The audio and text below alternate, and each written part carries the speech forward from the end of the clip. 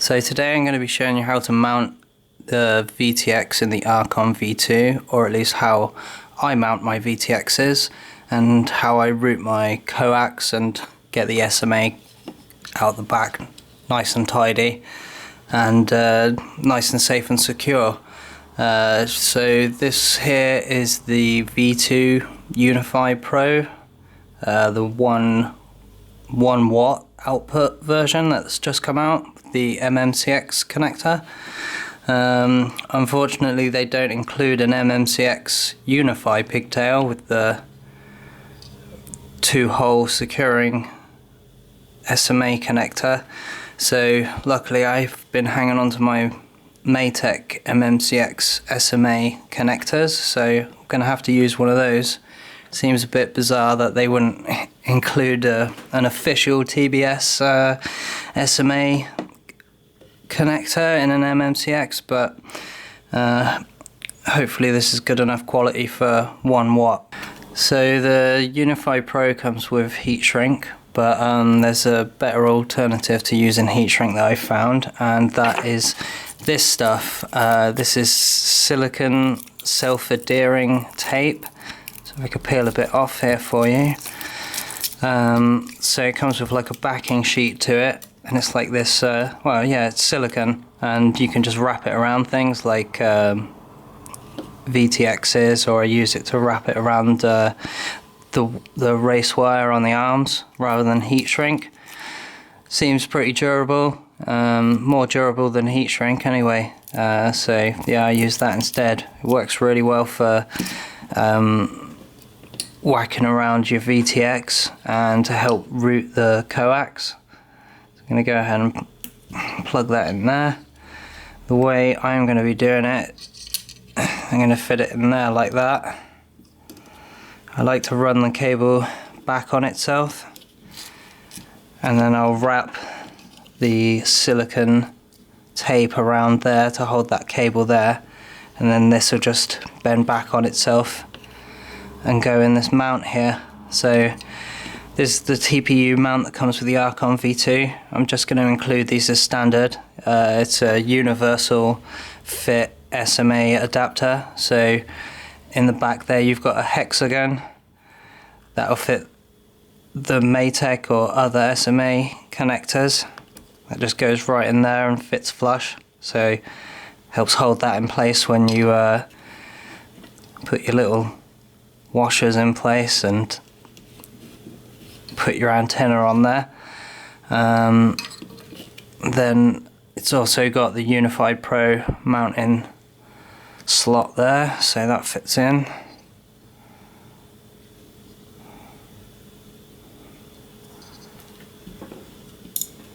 Then you just get your M3 bolt,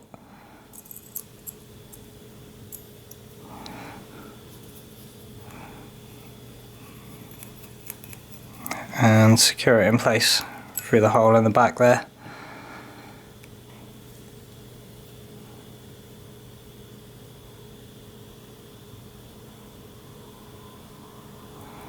Obviously you put 2 in there. And then that will just route round, go in your VTX like that.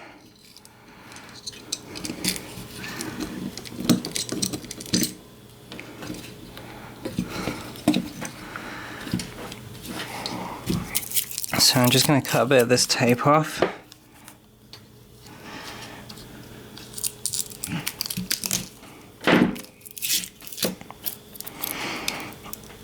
And you just take it off the backing plastic stuff there.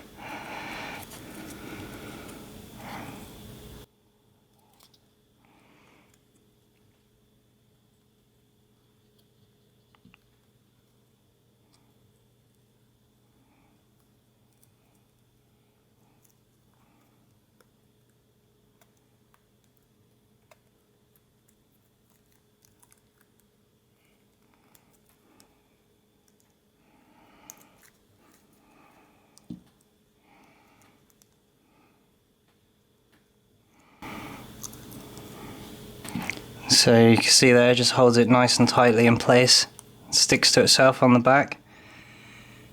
I'll put a little bit more there just so that this doesn't touch the carbon fibre, and then I'll put another separate piece on the back there just so it's all insulated.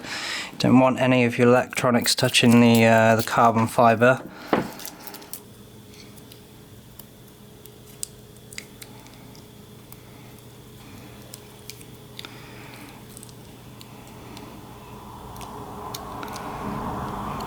There we go.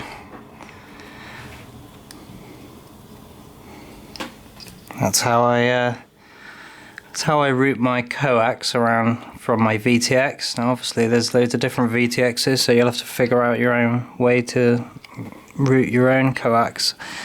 But most of them you can do it like this. I know the Maytech, same thing. Antenna comes out one end. You just double it back on itself, and then again back towards the rear. And that just fit in there like that.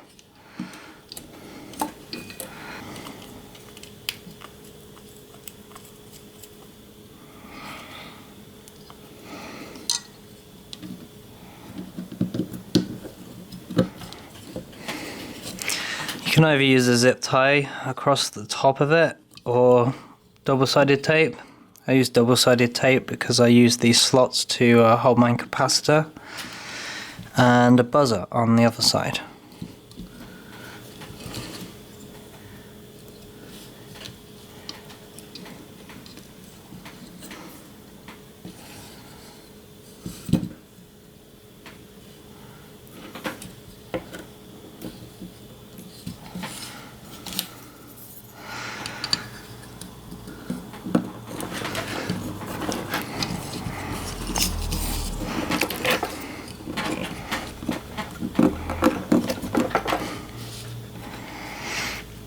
And the final piece is just for the top plate. Just a zip tie through here.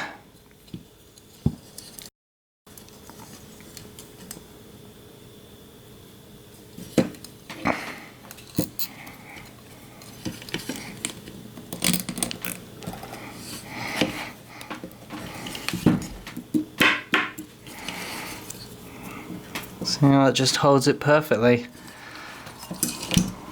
You can bend it up if you wanted to.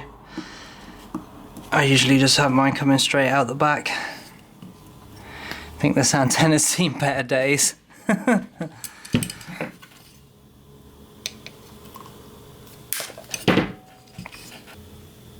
So yeah, that's the kind of thing you're looking for. There's enough room over the top for your strap to go through, and when you use these slots in the top,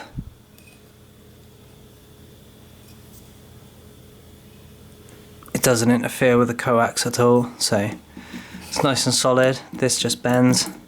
Worst case scenario, you snap the zip tie. I wouldn't use the most heavy duty zip tie you can, otherwise you might end up breaking the SMA connector of the antenna in there. So use a slightly lighter weight zip tie and you'll be fine. Right, so next up we have HD camera mounting.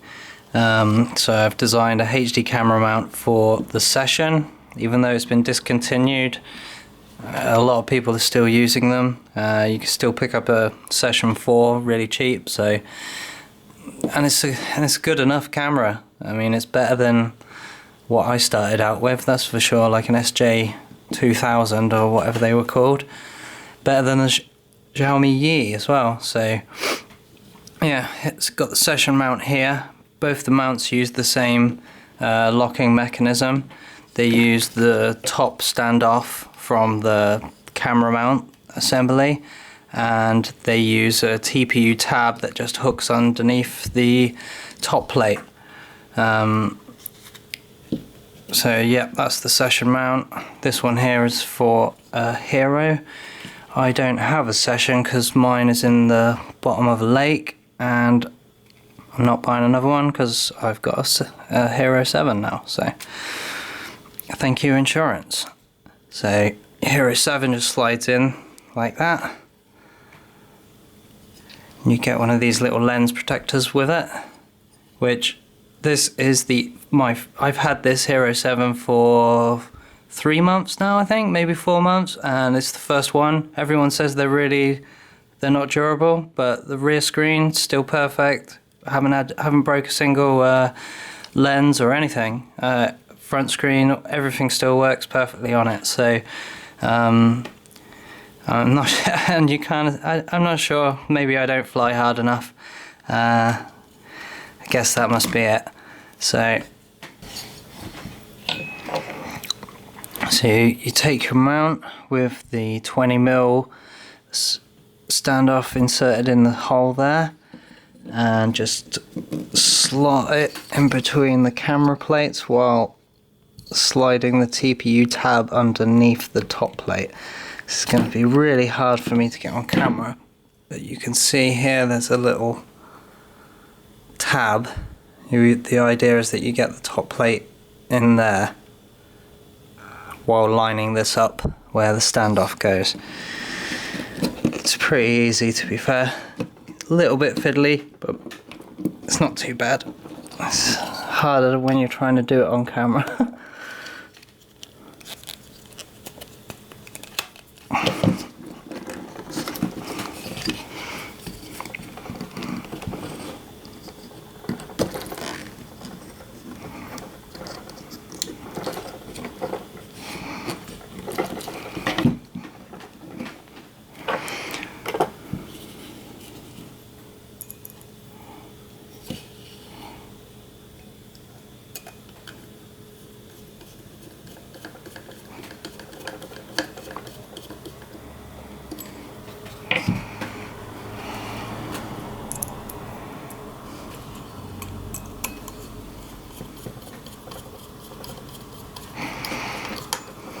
So you just secure your standoff in place.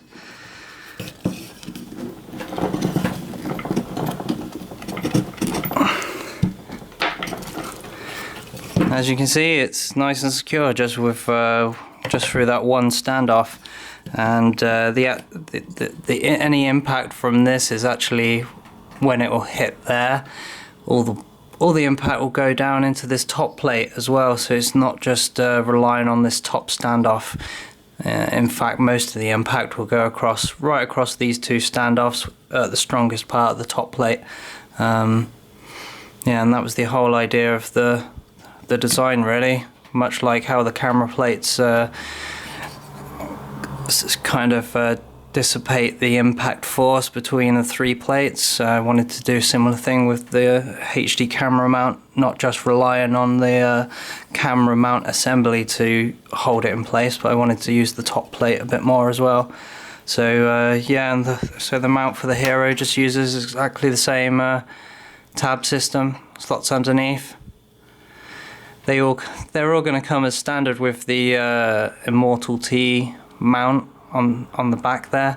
If you don't use one, just cut it off if it's in your way. It's high enough to keep it just about out of the way of the props. I don't chop too many of them. I prefer that to on the arms, but I've also made a Immortal T mount that holds the Immortal T right out across here. So the null points of the Immortal T mount are actually just directed straight into the ends of the arms here. You get pretty good coverage with that, but I just prefer mine up here out of the way. Looks a bit cooler as well. So yeah, there we go. They're the HD mounts.